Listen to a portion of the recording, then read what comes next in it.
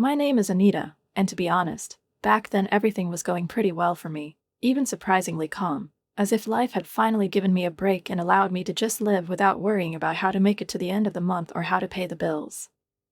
I had a decent job in a large company, not exactly glamorous or particularly inspiring, but stable, with clear tasks, a clear schedule and, importantly, a clear salary.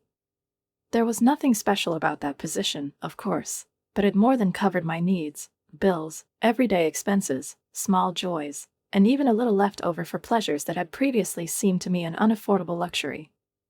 I was making good money, so good that I could afford to rent a cozy little apartment in the heart of the city, not in a skyscraper, but with a view of the park and with windows through which the sun generously poured in the mornings. And there was still a little bit left, for trips to the hairdresser, a new pair of shoes, a bottle of wine on Friday night, or that soft blanket I wrapped myself in when it was raining. And before we continue, write in the comments what city you are watching this video from. Enjoy! For several months now, I had been nurturing one thought, a thought that quietly but persistently lived inside me. I wanted to buy my own home. You know how it happens, suddenly everything inside says, it's time. I was tired of throwing money away every month on rent, signing the stupid one-year contract every time, and feeling the money flowing away, leaving nothing behind. I wanted to invest in something of my own, something real, to build my life brick by brick. So I opened a savings account, specifically, separately from all the others, calling it simply and clearly, home. I started each paycheck by transferring part of the money there. Sometimes more, sometimes less, but always steadily. And that feeling, when you see the numbers growing, your efforts turning into something tangible, it filled me with such pride, such a quiet, mature joy.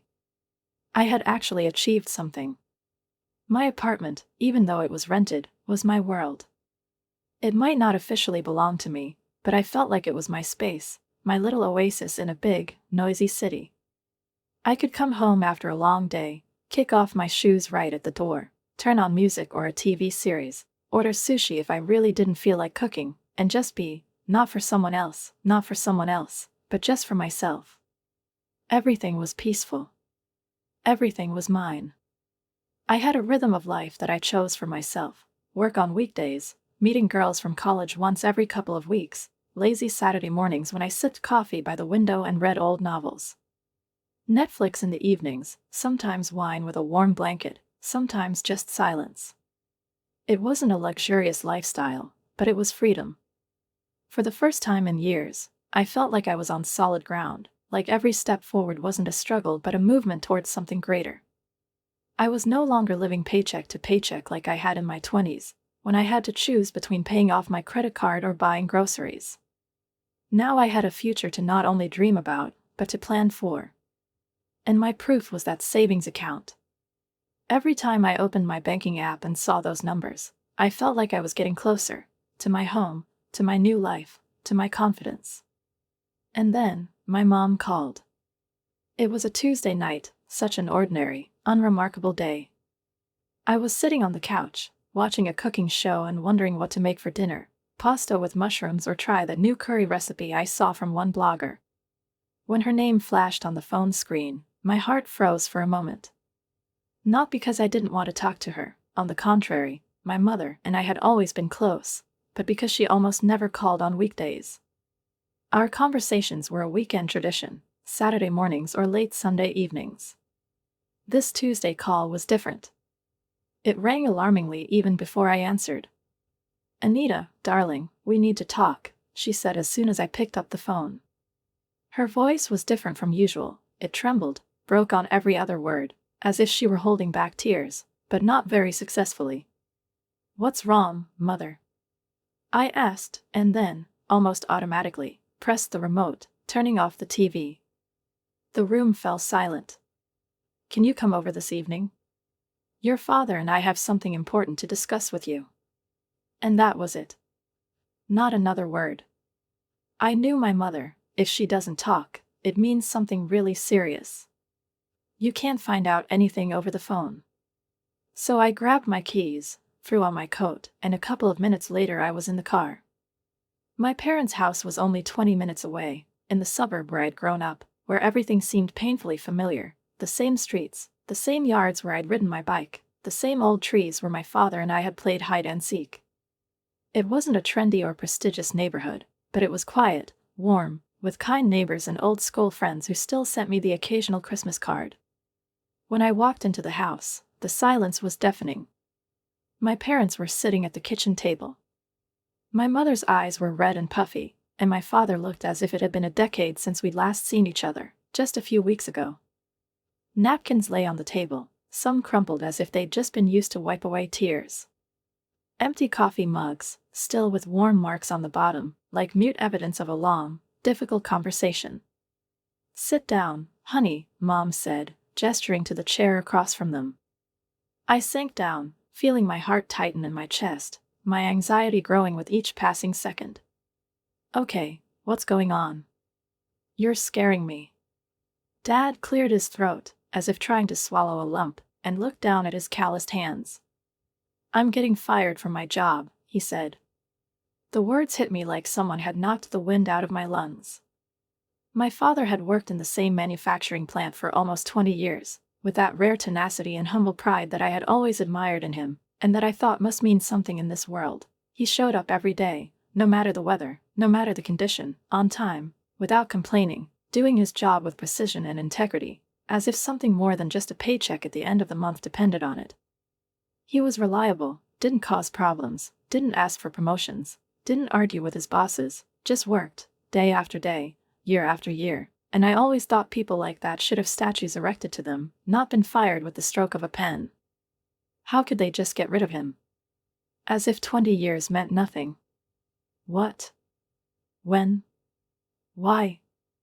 I stuttered, feeling myself getting colder with each question, as if someone had cracked open a window in the room and the icy air was creeping under my skin. "End of next month," he said quietly, without looking up. "They're closing our entire department. Moving operations overseas, where it's cheaper. 47 people are losing their jobs." 47. Not just a number.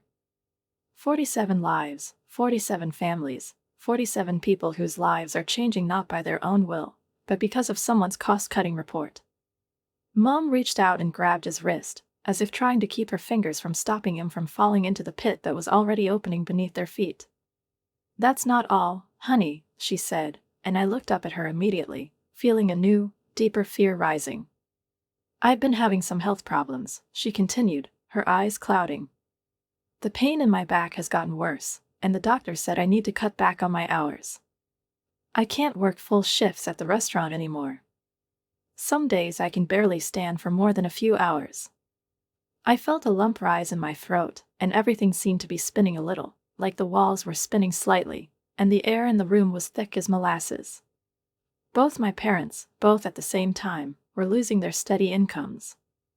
"What about unemployment benefits?" I asked, grasping at straws. "Can't the doctor help with your back?" Dad shook his head. "Unemployment benefits don't even come close to covering enough," he said. "And your mother has been going to the doctor for months. They say she needs surgery. But even with insurance, we can't afford it right now. We're already behind on our mortgage payments," my mother added, her voice shaking. "We're 2 months behind. If we don't catch up soon, we could lose our house." The house. The house I grew up in. The house with pictures of us as children still hanging on the walls, the smell of cinnamon in the morning when my mother baked a pie, the old swing set my father made in the backyard. The house they'd spent 15 years paying for.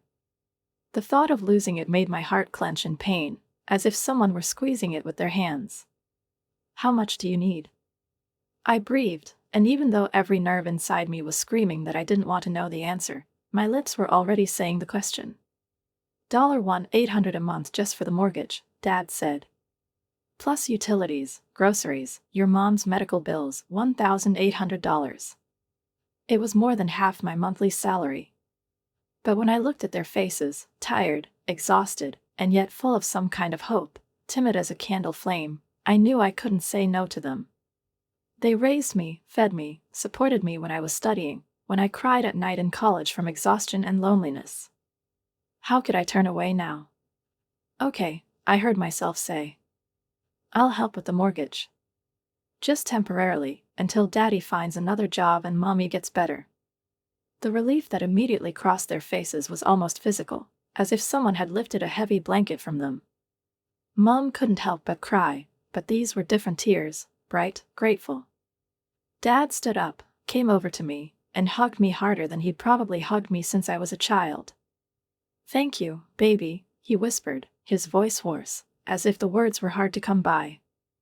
"We'll pay you back as soon as we get back on our feet." I nodded, but deep down I was already starting to count. $1,800 a month just for the mortgage, plus my own rent, bills, food, transportation.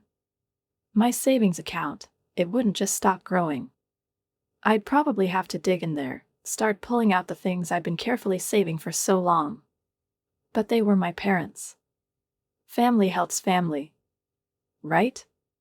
That's what I told myself when I wrote them their first check that night. The first few months were brutal.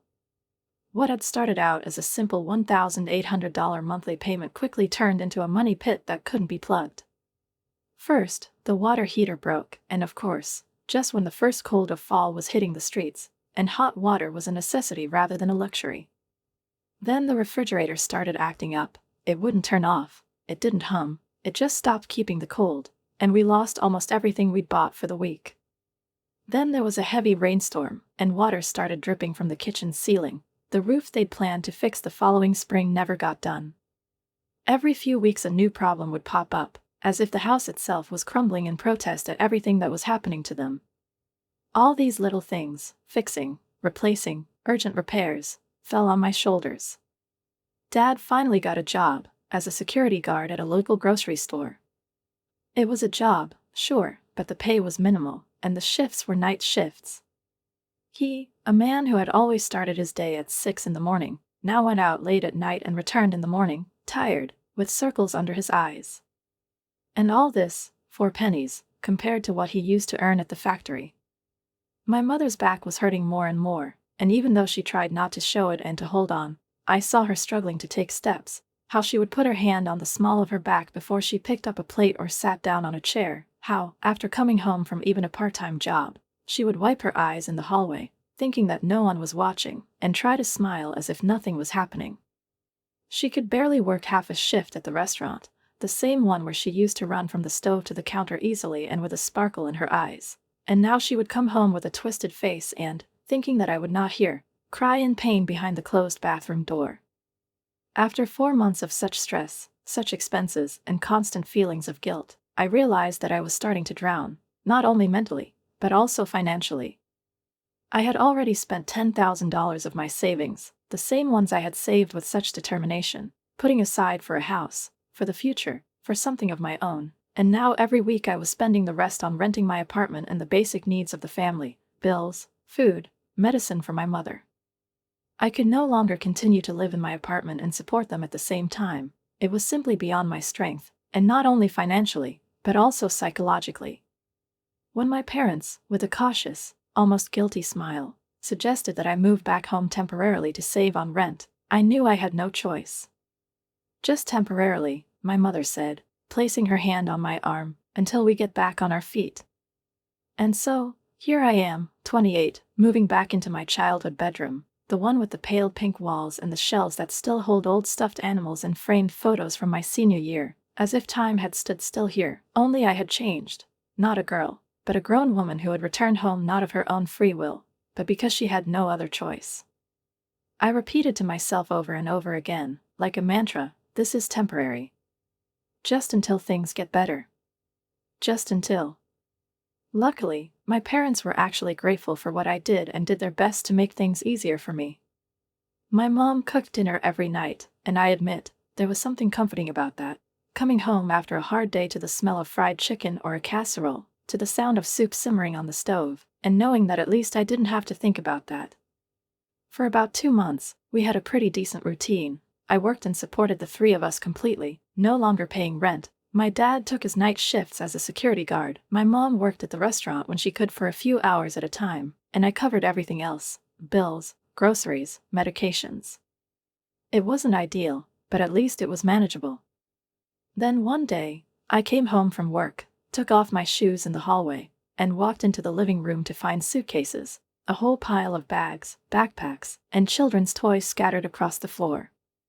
My older brother, Jake, was sitting on the couch with his wife, Sarah, and their 3-year-old son, Tommy, was running around the room, screaming from one corner to the other.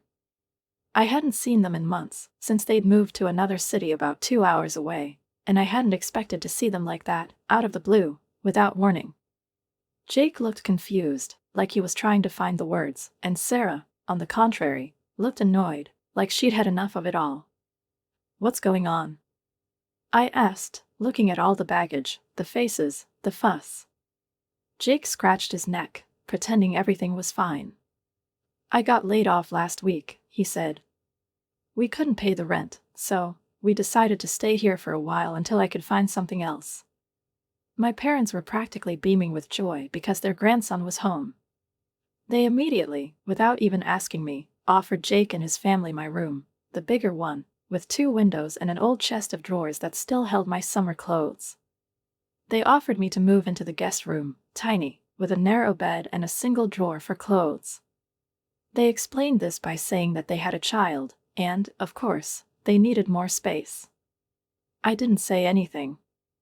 I just nodded, although inside everything was screaming, "Does no one really see who pays for the light, for the water, for the food here?"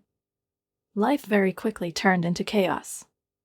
Tommy cried constantly, especially at night. The child, as it turned out, had serious problems with sleep, and even silence did not help.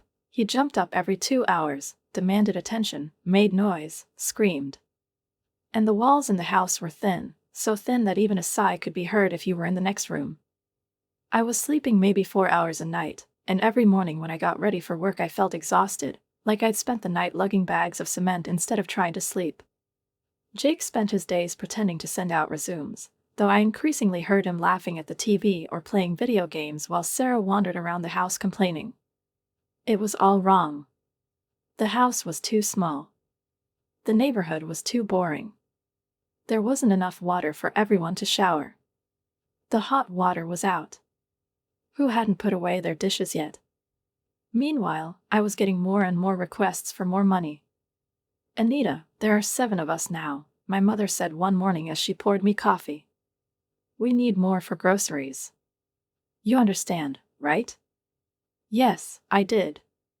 I knew that my bill was getting lower every day, and where I'd once hoped to save a little, I was now just wondering if I'd have enough for the next electric bill. One night, I sat down with my paperwork, opened my online bank, and did the math. My entire paycheck, every last penny, was going to support my family. Not a single penny was left for me personally. Not for coffee, not for travel, and certainly not enough to start saving for a house again. My dream, the one that had kept me warm all this time, died at that moment. Just vanished. At least I still had that $50,000 in savings I had sworn never to touch. It was my last line, my inner boundary. Everything else was gone. Everything. Jake eventually found a part-time job at a warehouse outside of town, where he claimed to unload boxes and push a cart from 6 in the morning until noon, but he said it was temporary until he could find a real job, the one he was convinced was waiting for him around the corner if he just applied. He claimed to use his afternoons to research jobs, send out emails, call employers, but in reality I'd increasingly noticed him driving away with Sarah after lunch. At first I thought they were running errands, but then I'd start seeing them returning with bags from the mall, coffee from fancy cafes, or just empty-handed, their faces tired but happy, like they'd had a good day. All this time, Tommy, their little boy, stayed with my parents, who, despite their fatigue and age, took it for granted, as if being able to babysit a hyperactive child was a privilege and not another drop in an overflowing cup. And then I began to notice something else that I hadn't wanted to see before. Sarah. Her shopping habits were becoming more and more revealing. She would come home with expensive bags, with bright logos of fashion brands, with new clothes, with jewelry, with accessories that cost more than I spent on groceries in a month. Sometimes I would notice a necklace or a watch on her that she didn't have before, or a dress whose price tag I knew from shopping, because I had once admired it myself, but could not afford it. When I once asked her where she got the money for the new designer bag she had casually tossed on the kitchen table, she turned on me sharply and said, "It's none of your business," with an icy expression. I tried to explain, as gently as I could, that now that everyone was living together and dependent on each other, it was logical to at least discuss big expenses, but she just snorted, "I don't have to explain my purchases to you." That's when I went to my mother. We were standing in the kitchen together, me washing dishes, her sorting through a salad, and I, trying to sound calm, asked, "Mom, please tell me how much does Jake contribute to the household?" "He does, right? How much does he give you for rent and food?" My mother froze for a second, then looked down and away, as if I had asked her an inappropriate question. "Well, he can't contribute now," she said quietly. "His job doesn't pay much, and they have their expenses." I felt a wave of anger, frustration, resentment slowly rising inside me. Let me get this straight, I told myself. I work full-time, spend my entire salary supporting 7 people, including Jake, his wife, and their child, while Sarah spends his salary on luxuries, and I'm not even considered entitled to question it. The more I thought about it, the angrier I became. Angry at them, at my parents, at myself, for allowing this to happen, for allowing them to cross the line from temporary to "it's your responsibility now" so easily. And one night, over dinner, I snapped. We were all sitting at the table, Mom, Dad, Jake, Sarah, me. Tommy was fiddling around with his cars under the table, and I put my fork down and asked calmly but firmly, "Jake, don't you think you should contribute to the family budget? We all live together, Sarah buys the expensive things, and I pay for the food, the bills, everything." Before I could finish speaking, all hell broke loose. Jake's head snapped up, his face flushed, and he exploded, "You need to mind your own business, Anita. What I do with my money is none of your business." Sarah nodded with a disdainful smirk. She's just greedy, everything revolves around dollars and cents to her. Money is all she cares about. "I'm the only one who brings money into this house," Jake continued, seeming to forget who paid for the electricity, water, internet, and groceries. "Of course I care where it goes." I snapped, looking at him. "I'm not printing money at home. I just want to understand why I'm the one carrying all the baggage while your family acts like they're living in a hotel." But, oddly enough, my parents didn't take my side. Mom sighed and said that I was ungrateful, that helping the family wasn't something to reproach, but my duty, and that there was no need to bring about how much I do all the time. "Let's all go get pizza and discuss this like adults," Jake said, getting up from the table. Of course, by everyone, he meant everyone except me. My parents, Jake, and Sarah grabbed their coats, jingled their keys, and headed for the door, loudly discussing which pizza place to go to. Tommy stayed with me because apparently a 3-year-old ruins the atmosphere of a nice, grown-up dinner, and of course no one thought about whether it was convenient for me or not. So there I was, alone in the house with a cranky toddler who wasn't even my child, while my whole family went out to dinner on my dime, laughing, sharing pizza, and probably complaining about how I was acting, how difficult and uncomprehending I was. I sat on the couch, tired, exhausted, with an aching back and an empty wallet, watching Tommy throw blocks and cars all over the floor, and I realized how fucked up this whole situation had become. I wasn't part of the family anymore, I was service staff. I had essentially become a human ATM with a free babysitting option, and yet somehow I was the one who was bad, in everyone's eyes, just because I asked the question, where does the money go? The next few months were a living hell, with each day beginning with me wondering how much longer I could take this, and ending with me feeling like all the energy, all the warmth, all the life in me had been sucked out, leaving me empty and tired. Jake was still working part-time at the warehouse, getting up early in the morning and home for lunch, but as far as I could tell, there was no serious job search going on. He and Sarah kept disappearing for hours at a time, ostensibly for interviews, meetings with employers, and other important things, only to return each time with shopping bags, new clothes, boxes tied with ribbons, the silly, satisfied expressions of people who had just bought themselves something nice. Sarah, in particular, seemed to have gone wild. She bought expensive designer clothes, accessories, cosmetics, as if on a dare, as if someone had given her the task of spending as much money as possible without leaving a penny in her wallet. And I kept paying for the mortgage, for utilities, for food, for my mother's medicine, for Tommy's clothes, for the internet, for gas, even for that pizza they indulged in on weekends while I was babysitting. December came, and with the first snow, with the dim Christmas lights, with songs coming from every corner of the supermarket, came complete and utter exhaustion. I worked a full day, and then returned not to the house, but to a hotel with ungrateful guests, where no one considered me the mistress, despite the fact that I alone covered all the expenses. Then one Saturday morning, when I had slept a little longer than usual for the first time in a long time and seemed ready to start the day without irritation, Mom knocked on my bedroom door and, opening it cautiously, asked me to come downstairs for a family meeting. When I got to the living room, everyone was already there. Dad was sitting in his chair looking like he was about to start a long conversation. Jake and Sarah were on the couch. Tommy was playing with toys on the rug, and Mom was standing by the window, feigning a casual smile. "We're talking about plans for Christmas vacation," she said with false cheerfulness, as if she'd just suggested ice skating. I almost laughed, not because it was funny, but because otherwise I would have burst into tears. "What vacation?" I asked. "We can barely afford to keep the electricity on."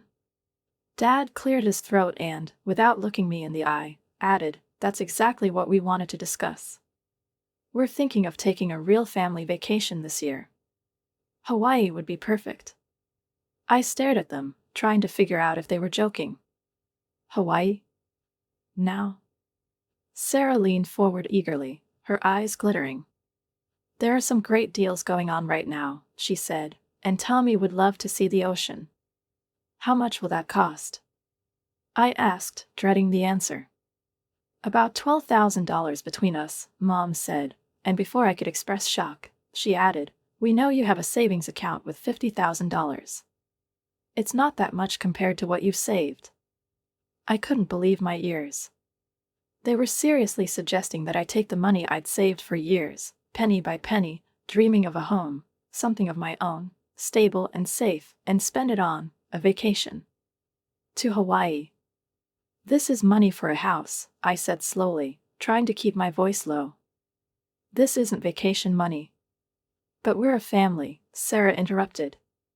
"Don't you think we deserve a break after such a tough year?" "A tough year?" I stared at her, astonished. "You haven't worked a day since you moved here. You spend Jake's salary on designer handbags, and I pay for your food and rent," I said, my voice growing firmer. Jake's face went red. "There she goes again about money," he muttered. "Yes, I do mean money," I said, because I'm apparently the only one in this house who cares about it. "I pay for literally everything." "That's what family does," Mom said. "Now we're asking you to help us make good memories together." "The answer is no," I said, trying to make each word ring out like stone. "I'm not spending my own money on a house for your vacation. Find a way to pay for it yourself." They all stared at me as if I had just thrown something heavy at them. The room was so silent you could cut it with a knife, except for the muttering of Tommy, still playing with his cars. "Think about it," Mom said finally, quietly, almost pitifully. "Christmas is about family. Maybe you'll change your mind." "I won't," I said. "I already spend every penny I earn on this family. My savings aren't a handout." I turned and walked into my room, slamming the door behind me without waiting for an answer.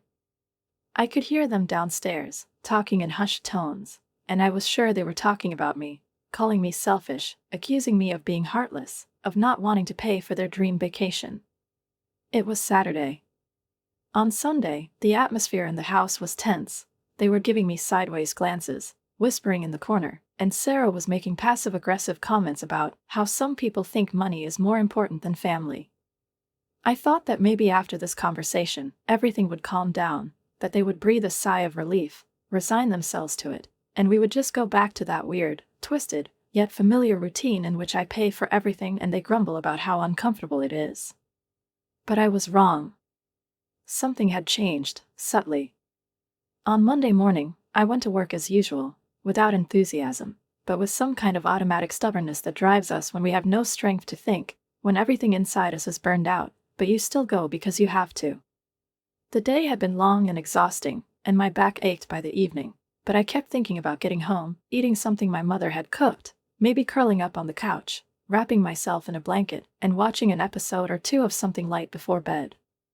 Despite all the stress, despite the endless bickering and recriminations, there were small comforts in being at home again: the good food, the smell of coffee in the morning, the warm lamp in the hallway that was familiar from childhood. Even if everything else was an absolute nightmare, even if I felt more like a servant than a daughter, there were moments when it still felt like family. But when I pulled into the driveway, I immediately sensed that something was wrong. It was too quiet. No Tommy shouting from the window, no Mum peering out of the kitchen, no hushed voices. There were just trash bags by the front door. I frowned, got out of the car, and walked closer, and then I realized that it wasn't trash at all. It was my stuff. My clothes, my books, my personal boxes labeled photos and winter, my makeup bag, my chargers, all mixed up, and all shoved into plain black bags, as if I wasn't a person, but trash that someone had decided to get rid of. I froze, not believing what was happening, and then stepped to the door and inserted the key. It didn't turn. A chill ran down my spine. They changed the locks. I started knocking, politely at first, then louder, harder, angry and scared at the same time. What the hell is going on? Open the door.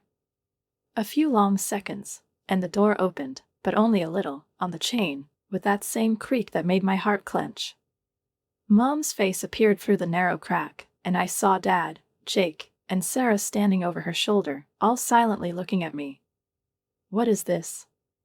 I asked, pointing to the bags. "Why are my things outside?" Mom's voice was cold, as I had never heard it before. "We decided that you need to think about your behavior. You are selfish and ungrateful, putting money before family." I froze.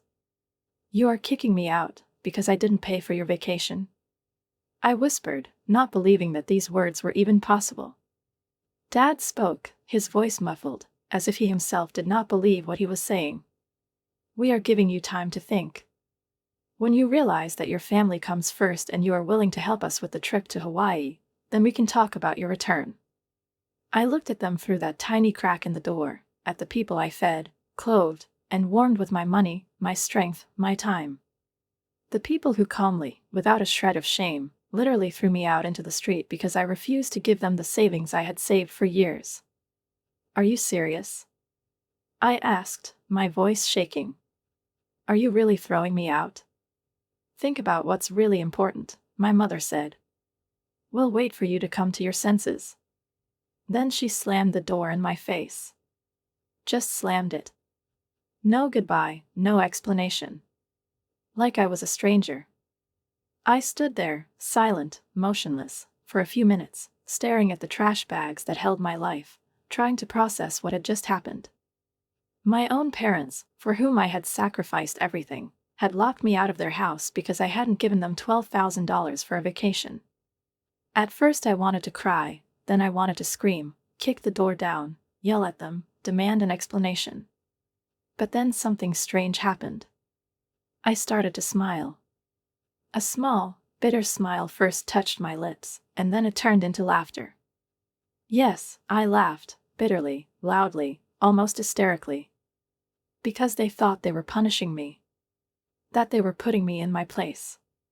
But really, they'd just done what I didn't have the guts to do. They'd set me free. Freed me from guilt, from debt, from the endless role of victim. I didn't have to be the savior anymore. I packed my things as best I could, shoved them into the trunk, and drove to Lisa's, my friend who'd always told me she'd always have a place for me if anything happened.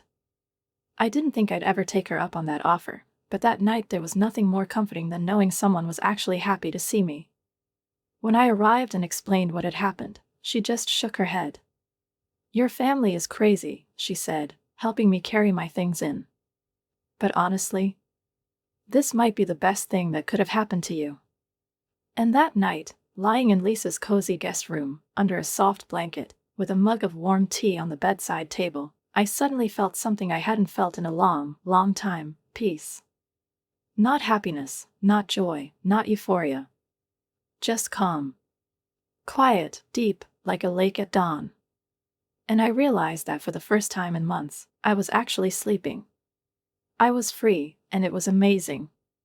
The freedom I experienced wasn't just the ability to sleep without a child screaming behind the wall or someone yet again reproaching me for not being family-like enough. It was like I was able to breathe deeply for the first time in a long time. The next few days spent at Lisa's were like waking up from a long, sticky nightmare that had been going on for months, where every morning began with anxiety and every evening ended in exhaustion.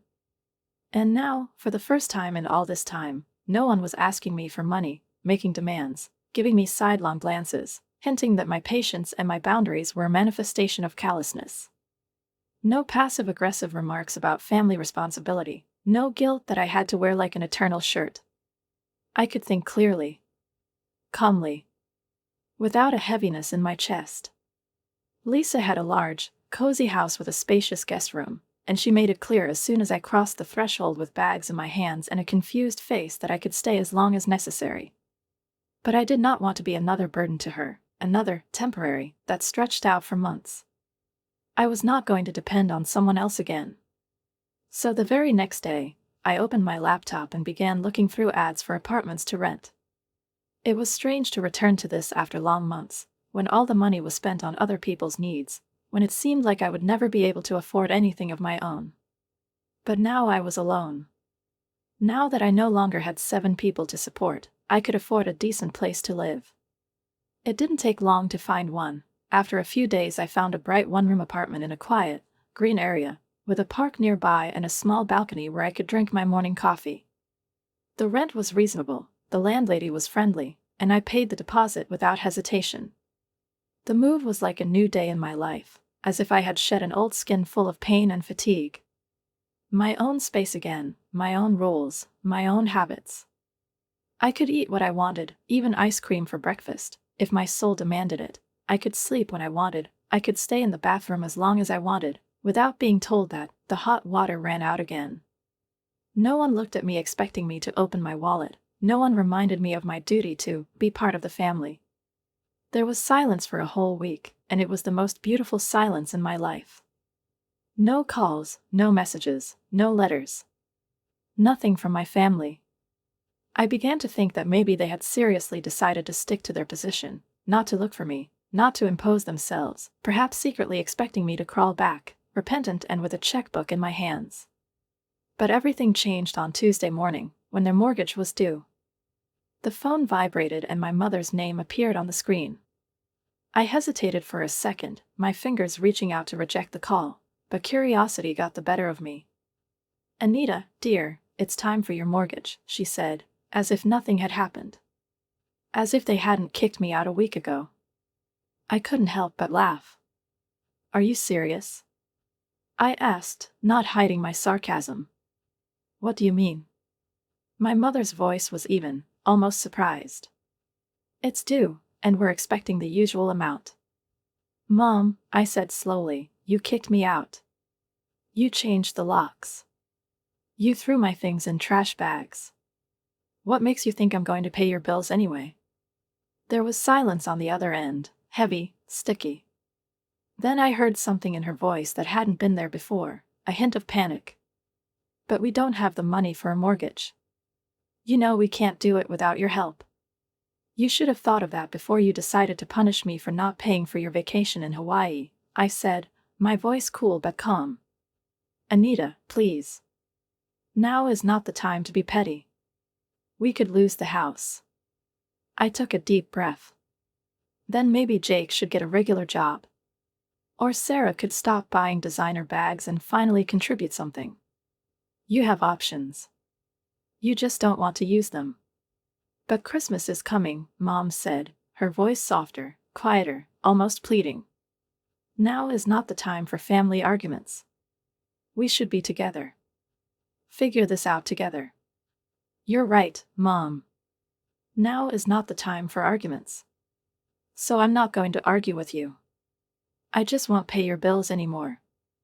There was a pause, and then her voice, a little shaky, said, "What if we all sat down and talked about it? You could come home and we could start over. I was already smiling. Of course not. I'm not coming back. I won't give you another chance to swallow me up. You made your choice when you kicked me out. The silence stretched on. You can't mean that, Mom finally said. I'm completely serious. Goodbye, Mom. I hung up. No tears, no regrets. Then I opened my contacts and blocked her number. Then Dad's number, Jake's number, Sarah's number. I opened my social media and blocked them all. Not because I was angry, but because I was done. It was over. And I was no longer their ATM. For some time they tried to reach me through different numbers, leaving voice messages, sending long, sometimes dramatic text messages, and all this was accompanied by the same annoyingly painful tone, with a hint of guilt, with manipulation, with an eternal reminder of family duty, responsibility, about how I betrayed my own and put money above love and loyalty. But all this no longer touched me. I deleted everything, without reading or listening, as if it were spam from the past, on which I no longer depended. And, as often happens when a person understands that the old levers can no longer be pulled, the calls stopped. I think they finally realized that I will not come back. I will not give in. I will not agree. Several months have passed since I left. And my life has become completely different. And I like it, not as compensation or replacement, but as a discovery. It was as if I had been living in a low-ceilinged gray room and now I was out on a wide, sunny street. I had started saving again, not out of a sense of duty, not to put a cushion under someone else, but for myself. For my future. And now that every dollar I put into the account stays there, not disappearing into a bottomless family pit, for the first time in months I feel like something is growing in my savings account, like the numbers are adding up instead of disappearing. I still hear things about them sometimes, through distant relatives, through mutual friends. They say Mom and Dad have had to take on extra jobs to pay the bills. Dad now juggles 2 part-time jobs, one during the day and one at night, and Mom, despite her back pain, still has to stand on her feet longer than she should just to make ends meet. Jake, I hear, finally got a full-time job because he had no choice anymore, apparently because there was no one left to pay his bills. Sure, they still complain about me, calling me selfish, ungrateful, heartless, telling everyone how I betrayed the family. But the truth is, they're not starving. They're not homeless. They're surviving. They found a way to make it work when they really had to. Because that's how it always is, when there's no choice, people move. It was just easier for them to live off me before. My cousin recently confessed that they slandered me in front of our entire extended family, trying to portray me as a villain who abandoned my parents in trouble. Some aunts and uncles, cousins, even wrote to me, some gently, some reproachfully, saying that I should reconcile with my parents, because family is more important than money. I just grinned and, without going into a long explanation, replied, "If you think that family is more important than money, start paying off my parents' mortgage. I've already done my part." The most amazing thing is that I'm not even angry anymore. At the very beginning, everything inside me was seething. I was furious at how I was used, how I was betrayed, how low those I loved fell. But now that feeling is gone. All that remains is relief. Because despite everything, they did me a favor, the greatest of all. They set me free. By betraying them, they did what I didn't have the courage or the resolve to do. I would never have left on my own. I was too consumed by my sense of duty, too entwined with them in the threads of guilt and responsibility, too long living in the paradigm of, you should. And now I'm grieving again. I started dating, not because I'm looking for someone to fill the void, but because I now have the time, the energy, the desire. I'm making plans for the future again. I'm looking at houses, taking a closer look, taking notes. My $50,000, the same one I once wanted to spend on a vacation, is still there. And not just sitting there, it's earning interest. And I add to it a little bit every month. Sometimes I wonder, will they ever apologize? Will they admit they were wrong? But, to be honest, even if they do, I don't think I want them back in my life. Because now I see them for who they are. They showed their faces when they thought they could manipulate me with guilt, when they thought I'd never leave because that's what family does. But I left. And now I'm happy. Quietly, truly, deeply happy for the first time in years. I have my own place, my own money, my own choices. And no one, not Mom, not Dad, not Jake and Sarah, can make me feel guilty anymore for having boundaries, for valuing myself, for wanting to keep what I've earned. My parents taught me an important lesson. But not the one they probably wanted to teach. They taught me that sometimes the ones who say they love you the most can use you the most. And they taught me that I'm stronger than I thought. That I can stand on my own 2 feet, even in a storm. That I don't need their approval or their presence to be happy. I can handle it. On my own.